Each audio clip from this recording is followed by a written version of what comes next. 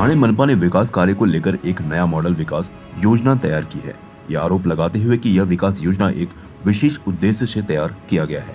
राकांपा party के राष्ट्रीय महासचिव व पूर्व मंत्री डॉक्टर जितेंद्र आव्हाड के नेतृत्व में हजारों कलाकार इस योजना के विरुद्ध एकत्र होकर जोरदार प्रदर्शन किए। ठाणे महानगर पालिका ने एक नई विकास योजना तैयार की है। इस योजना के अनुसार संपूर्ण कलवा खारी गांव को नष्ट कर दिया जाएगा। इसके लपेट में 350 से 400 इमारतों को स्थानांतरित किया जाएगा। इससे 45,000 निवासी बेघर हो जाएंगे।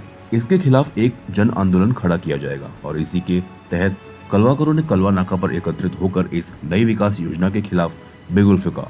इस समय कलवा और खारीगांव क्षेत्रों में लगभग 400 इमारतें विकास योजना से अवरुद्ध होंगी तथा साथ ही कलवा खाड़ी पुल के पास के क्षेत्रों में 3 इमारतें पूरी तरह से नष्ट हो जाएंगी और निवासी बेघर हो जाएंगे। आमतौर पर करीब 45,000 परिवार सीधे सड़क पर आ जाएंगे। पिछले सत्र में मुख्यमंत्री की ओर से डीपी योजना को लेकर आश्वासन दिया गया है। डॉक्टर जितेंद्र आव्हाड ने यह भी कहा कि कल से शुरू होने वाले सत्र में हम सरकार से इस संबंध में जवाब मांगेंगे। कुठेतरी या लोकांची घरं जाणार आहेत। 350 बिल्डिंग पडणार आहे या रस्त्यात। 350 बिल्डिंग मराठी माणूस राबतो, कामाचा पैसा जमा करतो, घर बनवतो आणि हे म्हणतात आम्ही एवढा मोठा रस्ता बनवू आणि त्या रस्त्यावरती राहायला माणसं तर पाहिजेत ना।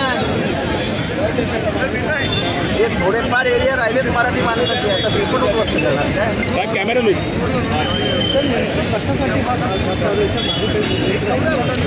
मला माहिती आहे पण बिनडोक अक्षर शून्य माणसांनी आपल्याला बनवलेलं आहे। ज्या कोऑपरेटिव्ह सोसायटीज मान्यता प्राप्त आहे, प्लॅन पास आहे, अशा कोऑपरेटिव्ह सोसायटीजवरनं रस्ते काढले। या रस्त्याचे सगळ्यात डेव्हलपमेंट बंद होणार। त्यांच्या बिल्डिंग पडायची वाट बघायची कोणासाठी हा पाहायला गेलं तर लोकप्रतिनिधी देखील घेतलं होतं विचारात, त्यामुळे कोणालाच विचारत घेत नाहीत, कोणालाच विचारत घेत। आता सजेशन ऑब्जेक्शन मागवलेले, आम्ही ऑलरेडी आमचे ऑब्जेक्शन्स टाकलेले आहेत, पण एवढ्या 400 बिल्डिंग इथे पडणार एका शहरात मस्करी आहे। ठाणे बदलते असं ब्रेद वाक्य आता ठाण्यात हो, ठाणं बदलत आहे। 500 बिल्डिंग पण ठाणं बदलणार।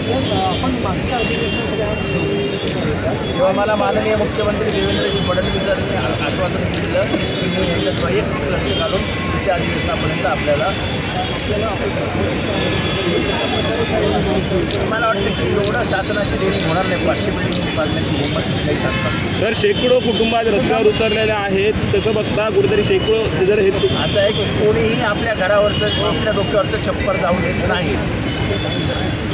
या छप्पर वाचवण्यासाठी लोक कायदा हातात घेतील, पण एकही बिल्डिंग तोडू देणार। लवकरच मुंडे आता राजीनामा देणार आहे असं आता तुला मुंडेंनी आता ट्विट केलेलं आहे, फेसबुकवर टाकलेलं आहे। राजीनामा घेतील असं काय वाटतं? काय अजिबात घेणार नाही।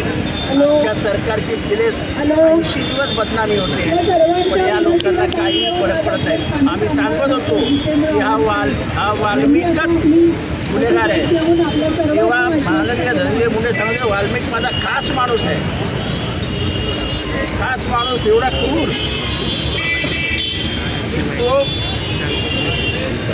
व्हिडिओवर बघतोय मारतायत कसे। आणि हे CIDने सांगितलं ना, आम्ही सांगत होतो त्याला काय अर्थ होतं, चला मग आता ते CID म्हणते की हात चित्र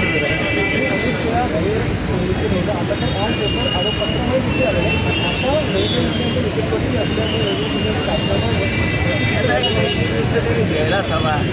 सरकारची एवढी बदनामी होते, 80 दिवस सातत्याने एक विषय महाराष्ट्रात गाजलेला तर सरकारला धनंजय मुंडे एवढे प्रिय असतील